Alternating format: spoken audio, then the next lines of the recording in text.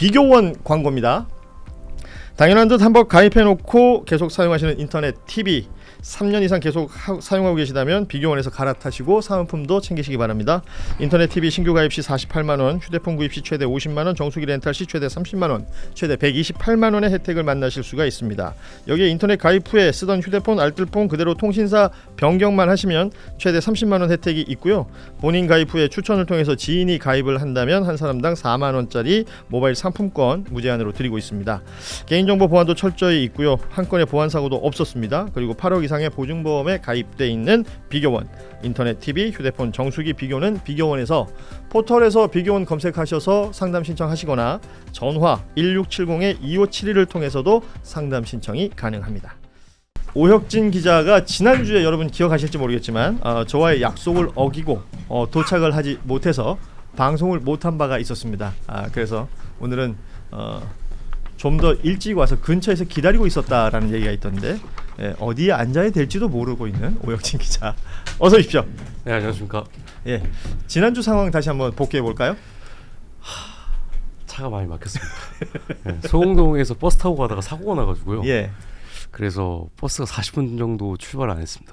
현장에서 중간에 40분 정도 멈춰 있는 오혁진 기자가 저희 제작진한테 수차례 연락을 해가지고 뭐 못 가고 있어요, 안 될 것 같아요. 그래서 결국 저희도 시간을 보다 보니까 뭐 더 이상 기다렸다가는 안 되겠다. 그러고 이제 방송을 마무리했었는데 뭐 안타까운 상황이었고 오늘은 그래서 일찍 와서 대기하고 있었다. 이 부분까지도 제가 이야기를 하겠습니다. 네, 1시간 반 전부터 근처 카페에 있었습니다. 네. 자, 특검 수사 내용부터 좀 봐야 될 텐데 지금 2차 종합특검의 수사 방향 또 그리고 1차 내란 특검과의 좀 차이점 이런 것들 중심으로 좀 짚어볼 필요가 있을 것 같고 먼저 합참 김명수 전 합참의장 구속영장 기각이 됐잖아요. 네네. 그런데 기각은 됐는데 합참 관계자 3명은 또 구속이 됐단 말이죠. 네네. 이게 어떤 차이가 있는 걸까요? 그러니까 이게 저는 사실 김명수 전 합참의장 같은 경우에 영장 발부될 줄 알았거든요. 그러니까 합참 간부들의 주요 진술 자체가 너무 일관성이 있었고 그다음에 되게 구체적이었어요. 그러니까 진술 자체가 그 포스트잇에 적힌 필체가 김명수 전 의장의 필체고 예. 그 문장을 직접 적는 것을 목격한 사람이 이제 종합특검팀에서 진술을 했고 그래서 너무나 혐의와 명확하게 떨어지는 부분들이 많아가지고 예. 이제 좀 발부가 될 줄 알았는데 이게 영장실질 담당 판사가 법리 다툼의 여지가 있다. 방어권 행사가 예. 필요하다고 뭐 도주의 해버려서. 우려가 없고 예. 그래서 이게 특검에서 이게 어떻게 보면 치명타거든요. 근데 나머지 3명 보니까 정진팔, 이재식, 그다음에 김웅준. 특히나 이제 김웅준 같은 경우에는 제가 여기서 처음 말했었는데 노상원이랑 여러 번 정도 통화했던 그렇죠. 사람이거든요. 예. 근데 보니까 이 세 사람은 사실상 2차 계엄에 가담하려고 계엄사를 구성하는데 적극적으로 어떤 권한을 행사한 사람들. 예. 근데 김명수 같은 경우에는 계엄사가 구성되는데 적극적으로 동조하거나 협력을 안 했어요. 그 부분 때문에 조금 이제 재판부에서 방어권 행사가 좀 필요하다. 아니 근데 그 적극성이라는 게 이해가 안 되는 게 지금 말한 구속이 된 세 사람보다 김명수 의장이 윗사람이잖아요. 예, 맞습니다. 근데 이 윗사람의 어떤 재가나 동의 없이 그 아랫사람들이 2차 계엄까지 뭐 세팅을 한다거나 아니면 자신의 권한을 쓴다거나 가능하냐는 거죠. 그게 불가능하죠, 사실. 예. 근데 이게 시간대로 잘 봐보면요. 나머지 구속된 3명은 국회에서 이제 계엄 해제 결의안이 통과가 된 새벽 1시 8분인가 3분이었던 것 같은데 그때 이후도 계속 권한 행사를 했어요. 그러니까. 예. 근데 김명수 같은 경우에는 그 이후부터 패싱 당한 정황이 너무 많아요. 패싱 당한 거예요? 아니면 패싱 당한 척 하고 있는 거예요? 패싱 당한 거라고 볼 수밖에 그래요? 없어요. 네. 근데 이제 이게 어쨌든 특검팀에서는 이 내란의 종료 시점 자체를 좀 더 넓게 보고 있잖아요. 제가 알기로는 12월 4일이 아니라 12월 14일? 예. 어느 정도 한 12월 정도 좀 더 넓게 본 걸로 알고 있는데 그래서 지금 그 종합특검팀 내부에서는 그 합참 간부들의 진술을 조금 더 보완을 해가지고 영장 재청구해야 되는 거 아니냐 라는 지금 의견이 지금 나오고 있는 걸 알고 있습니다. 그러니까 지금 종합특검에서 김명수 전 합참의장에게 혐의를 두고 있는 부분 이건 2차 계엄에 관련된 이슈가 되는 것인데 오늘 경향신문 단독 중에요. 그런 내용이 있었어요. 12.3 내란 당시, 그러니까 12월 3일 당시 이야기입니다.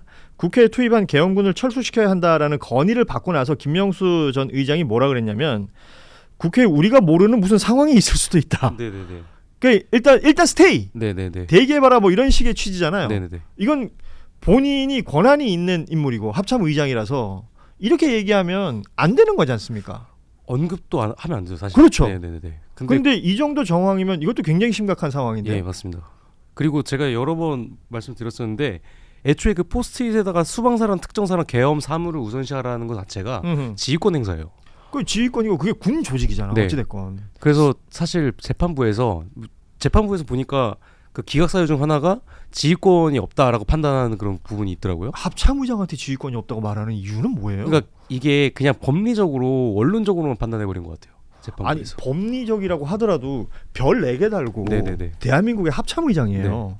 근데 그런 사람한테 지휘권이 없다 그러면 누구한테 지휘권이 있는 겁니까? 그러니까 이제 국회에서 계엄 해제가 통과가 되고 너는 패싱당한 정황이 많으니까 너는 내가 봤을 때 아무런 것도 안 한 것 같네라고 해서 그냥 기각을 해버린 것 이건 같은. 너무 봐주려는 그 제가 정황이 보기에도, 예. 있는 건 아닐까요? 네, 제가 보기에도 그렇게밖에 안 보입니다.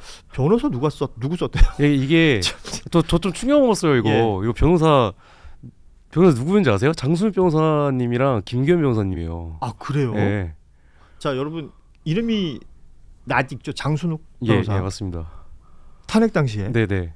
그 김정민 특검보랑 같이 했거든요 그때. 탄핵 당시에 헌재 굉장히 주옥 같은 맞습니다. 얘기를 했었고 네. 그게 화면으로도 우리가 많이 봤는데 그 변호사가 지금 여기 예, 김용수 측 변호인입니다. 아 이건 좀 아이러니네요. 네. 그래서 약간 그 법조계에서 내란 정관 아니냐고 그런 얘기가 나왔습니다. 아 이게 법조계라는 게 그런가 봐요. 결국은 왜 무슨 더 글로리였나요? 드라마에 네네. 보면 살면서 아끼지 말아야 될 부분이 변호사비 뭐 네, 이런 맞습니다. 얘기를 했었는데 지금 김명수라는 인물은 어찌됐건 군에서의 계급 그 직위 합참의장이란 자리인데도 계엄에 있어서의 패싱이라는 부분으로 빠져나가려고 한다. 이런 부분이 그런 변호사들이 붙어 있다라고 하니까 씁쓸하네요. 이거 좀 더 파주세요. 네, 알겠습니다. 네네. 그럼 특검은 앞으로는 어떻게 하겠다는 겁니까? 특검 일단 영장 재청구해야 된다라는 재청구. 의견이 지금 모이고 있고요. 그 같은 혐의로 청구해서는 안 될 거 아니에요. 근데 어쨌든 진술을 좀 더 보완하면 가능하지 않겠느냐 이런 좀 시각이 있는 걸로 알고 있습니다. 좋습니다. 다음 얘기 좀 이어가 보도록 하죠. 이번에 이제 검찰 쪽 보자면 박성재 전 장관 법무부 장관 후보자로 지명되고 난 다음 예. 취임하기 전에 이 김건희 관련된 수사 관련 보고를 받았다라는 게 검찰 내부의 진술이 나왔다라는 부분이에요. 예. 이거는 본인이 인사청문회 나왔을 때 나는 언론에서 보는 게 다다 뭐 이 정도로 얘기했었는데 이건 완전히 여기 위배되잖아요. 예. 이건 뭐 굉장한 혐의가 될 텐데. 당시 수사팀 평검사들이 진술을 한 걸로 저는 알고 있고요. 그래가지고 이 박성재 그냥 심우정 전 총장은 이제 종합특검팀에서 언제 부르냐면 저한테는 이제 그냥 6월 말에 부를 거다라고 예. 했어요. 근데 평검사들이 진술했다 보니까 어. 심우정에 대한 구속영장은 불가피해 보입니다. 아니 그 내부의 그 지휘 라인 안에서 나온 얘기니까. 네네네. 박성재도 빼박 아니에요 이러면? 대박이죠. 네. 이 상황이 여러분 다 기억해 보시면 박성재가 취임하기 직전 상황과 심우정 총장이 당시에 어떤 보였던 모습. 그러니까 이원석 전 총장이 있을 때이죠. 김건희를 수사하려고 했던 그 지휘 라인들이 다 바뀌는 상황들이 맞습니다. 있었지 않습니까? 이것까지 모두 연결이 되는 거니까. 그러면 김건희를 봐주기 위해서 검찰청이 우리가 당시에 무슨 로펌처럼 활동했다라는 네네. 얘기가 여기서 다 연결이 되는 거예요. 맞습니다. 이게 근데 검찰 내부에서 진술이 이미 나왔다. 네, 맞습니다. 빼박인데. 네. 그리고 어제 이창수 예, 이창수 전 서울중앙지검장 네. 이창수 그리고 당시 반부패 2부장이었던 최재훈 등이 지금 계속 소환 조사를 받고 있잖아요. 예. 어떤 내용들이 확인됐다는 거예요 여기서? 네, 일단은 지금 뭐 수사 보고서를 사후에 이제 바꿨다 수정을 그렇죠. 했다. 그 의혹이 있죠. 예, 그게 이제 언론 브리핑 이후에 기자들의 지적에 의해서 바꿨다는 건데 기자들의 지적이 있다고 해서 수사 보고서를 수정을 안 하거든요. 저도 이제 검찰 출입 생활을 좀 해봤지만 예. 처음 들었어요. 어, 이렇게 해명하는 경우. 기사 보고 바꿨다. 네. 기자들이 브리핑에서 이렇게 지적했으니까 이렇게 바꿔야 된다. 그러니까 예. 수사 보고서가 아무리 객관성을 유지해가지고 쓴 보고서라고 할지라도 기자들이 지적한다고 해서 바꾸진 않습니다. 그러니까 예, 전혀 그런 경우도 없고 뭔가 포착한 게 있으니까 가능한 일 그러니까 아닐까? 이 시기가 이제 미스터 김한빵이 김건희한테 연락을 받았던 그 시기랑 또 겹치거든요. 김한빵과 예. 예, 그러기 때문에 제가 봤을 때는 이창수 전 중앙지검장이 박성재에게 직속으로 이제 보고했을 가능성이 있지 않나. 그게 좀 의심이 되는 상황입니다. 그게 연결이 되면 이제 줄줄이 사탕이 네, 맞습니다. 되는 거죠. 네. 왜 그 타이밍에 이창수도 새롭게 중앙지검장이 네, 됐었던 거고 네. 그 앞에 있었던 송경호라는 인물이 있었고요. 그리고 이원석 전 총장 당시에 있었던 그 인물들은 어떤 형태로든 김건희에 대한 예. 뭐 조사가 필요하다라는 예. 주장이 있었고 거기에 김건희가 화를 냈다는 것이고 네, 맞습니다. 그러고 나서 이들이 다 날아가 버리고 이원석 전 총장은 그 날아가고 바뀌는 과정에 대해서 그 우리가 흔히 알고 있는 7초간의 침묵으로 네네. 약간 삐졌다 네. 정도를 표현했던 그 상황. 네. 그러고 들어온 사람이 바로 이창수 전 지검장인데 때마침 박성재 전 법무부 장관 취임 즈음하고 맞물리게 된다면 이미 동시다발로 움직이고 있었던 것 아니냐. 네, 맞습니다. 사전에 이미 교감이 있었던 게 아니냐. 그게 이제 특검팀의 시각입니다. 그러면 반부패 2부장 최재형 후는요? 어떠한 지시나 외압도 없었다라고 주장하고 있거든요. 이 최재훈 부장 같은 경우에는 나중에 합류한 사람이거든요. 그렇죠. 도이치모터스 수사를 했을 예. 때. 그래서 사전에 교감이 있었던 건 당연히 몰랐을 수밖에 없겠죠. 근데 이제 그 이후에 들어와서. 수사했을 때 이제 이런 상황이구나를 감지해서 초반에 참고인 조사를 받았던 것 같아요. 그래서 기술적 판단을 예, 했다. 맞습니다. 그 이후에 지금 종합특검팀에서 이제는 최재훈 당시 이제 반부패 2부장까지 피의자 신분으로 전환시켜가지고 수사를 하고 있는 상황이거든요. 그렇기 때문에 이제 최재훈 부장검사도 이제 이미 평검사들이 진술을 해버린 상황에서 본인이 모를 리가 없을 텐데. 지금 말씀하시는 게 이제 도이치모터스 주가 조작 관련된 이야기만 쭉 풀어보자면 어찌됐건 검찰 내에서는 혐의가 있다. 그리고 뭐 이게 뭐 통정매매면 12시에 만나요. 뭐 많았잖아요. 그런 것들이 정황이 있다는 걸 다 알고 있는데 그 소위 말하는 출장조사, 콜검 뭐 이 얘기 나오기 전에 이미 뭐가 움직임이 있었다는 얘기가 맞습니다. 되는 겁니다. 네네. 그리고 이창수 중앙지검장이 온 이후에 이 콜검 조사하고 이거 무혐의로 퉁쳐버린 건데 네네. 그 과정 속에 언제 뭐 부임을 했건 어느 지위에 있었건 검찰 내부 라인에서 이 내용을 모르지 않았다는 거. 네, 맞습니다. 그러니까 지금 평검사들이 진술을 했다고 하면 네. 모를 수가 없는 사람들 아니에요? 이 모두. 다 알겠죠. 알 수밖에 없는 상황이죠. 네. 그 우리가 사실 그 이야기가 처음 나왔을 때부터 시간이 지나고 사실관계가 하나둘씩 밝혀지면 빠져나갈 수 없을 것이다 그랬는데 지금 그 상황이 되어가고 있는 것 같네요. 네. 제가 그리고 오늘 뉴스라이브에서 처음 공개하려고 하는 문건이 하나 있는데. 잠깐만. 이거 우리한테 해가 되는 일은 전혀 아닌가요? 그렇지 않습니다. 네. 워낙에 위험한 인물이다. 예. 사전에 조율이 됐어요 제작진하고? 아니요, 조율 안 됐습니다. 나 이런 건 불안한데. 좋아요. 자, 분명히 말씀드리지만 오혁진 기자는 일요시사의 기자이고요. 지금 일요시사 쪽에도 안 나간 기사예요, 그럼? 네, 안 나갔습니다. 그 뉴스다이브가 이제 초고가 되는 거네. 네, 맞습니다. 단독? 네. 단독 달아도 돼요? 네, 달아도 됩니다. 그리고 우리한테 해가 없다는 거지? 없습니다. 좋아요. 근데 그 문건이 가방 안에 있어가지고. 진짜 방송 편하게 하는구나. 아예 아닙니다. 제가 챙겼어야 되는데 깜빡하고. 저희 가방 좀 갖다 주세요. 놓고 와서 이게 뭐냐면. 제가 그 무인기 합참 관련해가지고 취재하다가 확보한 문건인데 제가 위에만 살짝 보여드릴게요. 방송 중에 가방을 뒤적뒤적 뒤져가지고 또 뭘 꺼내려고 했지. 제가 여기까지만 보여드릴게요. 이거 다 공개하면 안 돼가지고. 이건 문건 원본이네요? 네. 사본도 아니고? 네. 야, 심지어 칼라 프린터 돼 있어요. 보여줄 수 있는 데까지가 거기까지예요? 자, 제가 항상 말했던 게 정보사가 무인기 공작 준비해왔다고 여러 번 말씀드렸죠. 그리고 드론사랑 정보사와 교감이 없었다라는 게 군의 공식 입장이었거든요. 그렇죠. 군은 계속 그렇게 얘기하고 있죠. 개소리 하지 말라고 하세요. 이게 정보사 문건입니다. 잠깐만. 정보사령부 문건인데. 잠깐만. 날 줘. 진짜 화면에 제대로 안 잡히고. 우리 카메라 이거 좀 당길 수 있을까요? 정보사 공문이에요. 자, 일상 속 살아있는 보훈, 모두의 보훈, 정보사령부. 그리고 여기 적혀있는 제목은요. 무인기 비행 성능 검증을 위한 협조 토의 계획 전파. 네. 여기까지만 지금 공개가 가능하다는 겁니다. 네네. 예. 요거 뒤에 보여주면 어떻게 되나요? 안 돼요. 그게 나는 봐야지. 자, 드론사에다 보내. 처음 나온 내용입니다. 다음 주에 기사로 쓸 겁니다. 취지는 거의 다 끝났습니다. 자, 가장 기본적인 내용 우리 오혁진 기자가 설명하겠지만 기존에 이 드론을 북으로 보내는 네. 일종의 공작, 네.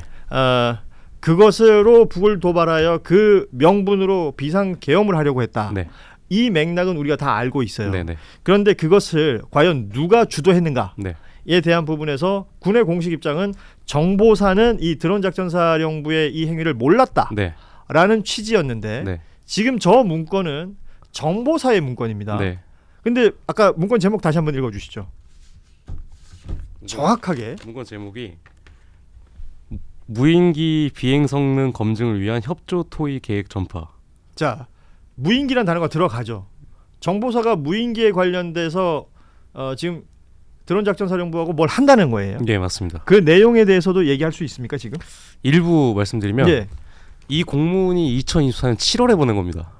24년 7월. 네, 24년 7월에 보낸 겁니다. 그리고 이 공문의 내용 자체가 뭐냐면 북한의 무인기를 복제해가지고 북한에서 어떻게 무인기를 통해서 이제 남한에 보내는가, 한국에 보내는가를 분석을 해가지고 우리가 이걸 활용해서 대북 공작으로 쓸 수 있을 수도 있으니 드론사와 같이 연구해보고 공부를 해보자는 형식의 문건인데 이게 예를 들어서 만약에 그게 할 수 있어요. 예. 정상적인 문건입니다. 뭐 연구를 한다면. 네. 예. 그러니까 정보사에서도 그렇게 해요. 어허. 실제로. 근데 이거 어디다 보냈냐면 정보사 기술정보단이라는 데에 보냈어요. 근데 이 기술정보단이 뭐 하는 데냐면요. 그 안보실 HID 요원 출신 있지 않습니까? 예. 오모중령이라고. 예. 그 사람이 있던 데입니다. 자, 지금까지 오혁진 기자의 기사에 자주 등장하는 사람입니다. 이 오중령이라는 사람. 네네. 안보실에 그 원래 없는 보직. 그런데 이 인물이 그 보직으로 간 네, 것이고, 맞습니다. 그러니까 군인이 바로 안보실로 가기는 그 경우가 없기 때문에 국정원 거쳐가지고 네, 세탁해서 안보실 갔던 바로 그 인물이 바로 오중령이라는 네, 인물인데 이 오중령이라는 인물이 있었던 곳이 기술정보단이라는 예, 곳이고 이 기술정보단에 보낸 공문 거기에 드론 관련된 언급이 있고 맞습니다. 디테일한 내용은 일요시사의 기사로 나오겠습니다만 지금 뭐 얘기할 수 있는 부분은 여기까지인 것 같습니다. 네. 이 문건이 작성된 건 24년 7월 비상계엄이 있기 5달 전이 네, 되겠네요. 맞습니다. 그러면 그때부터 무언가 세팅하고 준비했다라는 예. 의심을 충분히 할 수 있고 예.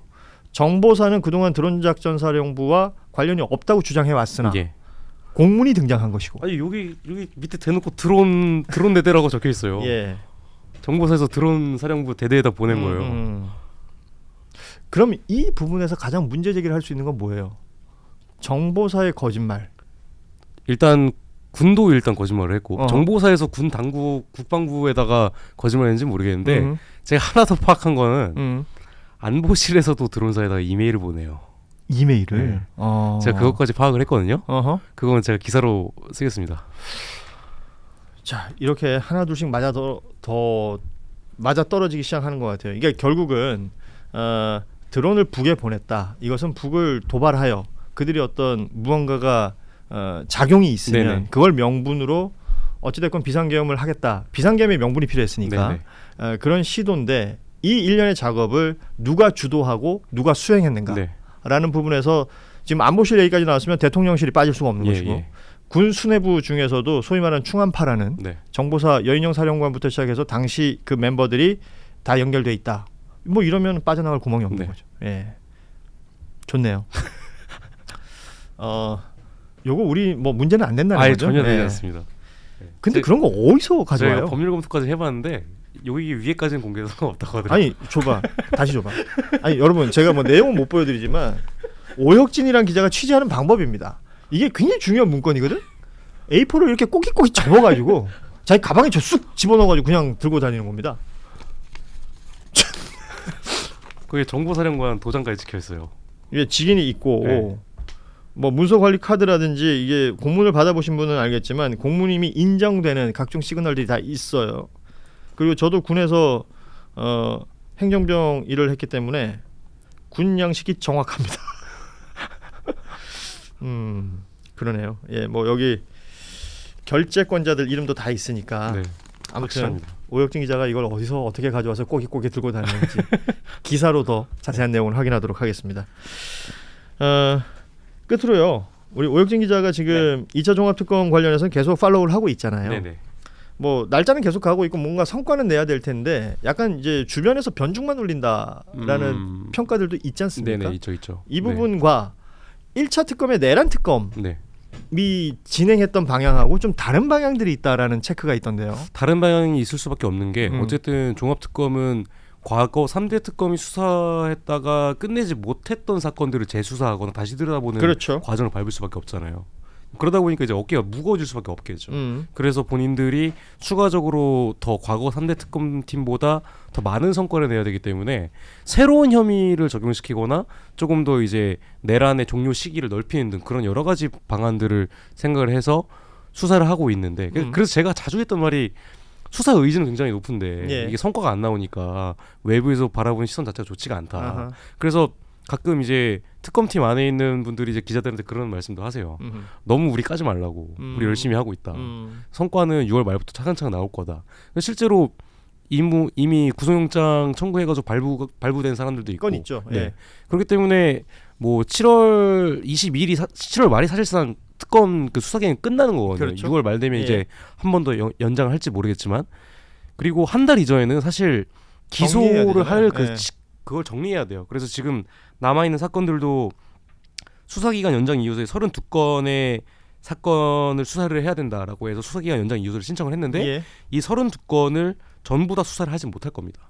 그래서 내부에서 이미 절반 정도는 경찰로 다시 이첩을 해야 된다라는 얘기가 나오고 있지만 그래도 주요 사건들에 대해서는 어느 정도 진상규명 과정은 저는 좀 끝내놓은 거 아닌가 하는 그런 생각이 듭니다. 6월 말부터 7월 초 요때 뭔가 톡톡 나올 것 같습니다. 이게 뭐 사실 수사 과정을 일일이 다 디테일하게 설명할 수는 없겠지만 결과가 나오는 걸 보면 네네. 알겠죠. 특검이라는 것은 그 혐의를 증명하여서 기소하는 것으로 마무리가 되는 것이고 네. 기소가 되면 재판은 또 진행되는 시간들이 있을 거니까요. 그때 또 공소유지를 2차 종합특검이 어떤 식으로 해가는지도 우리가 쭉 팔로우를 해야 될 부분이긴 합니다만 또 다른 특검이 필요한 것이냐라는 부분은 또 그때 되면 이야기가 나올 것 같아요. 그쵸. 예, 이 부분에 대해서도 저희가 당시가 되면 또 다루도록 하겠습니다. 자, 오늘 얘기는 이쯤에서 마무리해야 될 것 같은데 특검팀이 내란 종료 시점을 당시에 비상계엄 해제가 됐던 12월 3일에서 4일 되는 그 새벽 네. 그 새벽으로 보는 것이 아니라 윤석열의 탄핵 소추안이 국회에서 통과돼서 직무가 정지되는 타이밍으로 본다.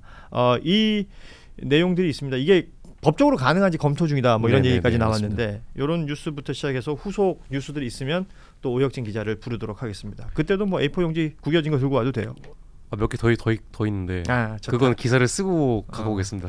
하는 거 봐서 제가 중간중간에 연락하겠습니다. 알겠습니다. 예. 지금까지 일요시사 오혁진 기자와 함께했습니다. 고맙습니다. 감사합니다. 자, 저희도 내일 오후 3시 반에 다시 찾아뵙겠습니다. 고맙습니다. 비교원 광고입니다. 당연한 듯 한번 가입해놓고 계속 사용하시는 인터넷 TV 3년 이상 계속 사용하고 계시다면 비교원에서 갈아타시고 사은품도 챙기시기 바랍니다. 인터넷 TV 신규 가입 시 48만원, 휴대폰 구입 시 최대 50만원, 정수기 렌탈 시 최대 30만원, 최대 128만원의 혜택을 만나실 수가 있습니다. 여기에 인터넷 가입 후에 쓰던 휴대폰, 알뜰폰 그대로 통신사 변경만 하시면 최대 30만원 혜택이 있고요. 본인 가입 후에 추천을 통해서 지인이 가입을 한다면 한 사람당 4만원짜리 모바일 상품권 무제한으로 드리고 있습니다.